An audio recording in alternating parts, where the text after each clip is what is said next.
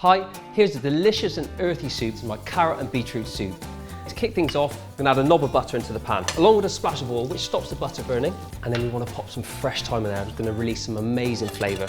Let that tick away for a couple of minutes just to release the aromatics.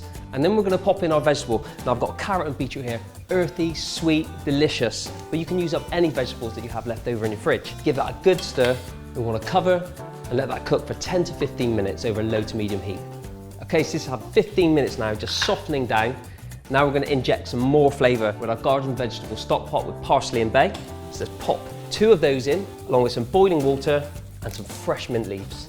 After 10 minutes of simmering down, I'm just going to take out the woody stalks of the thyme. And now it's ready to be blended until it's silky and smooth.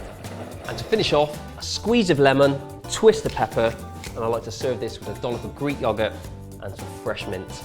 And there you have it, a beautiful beetroot and carrot soup.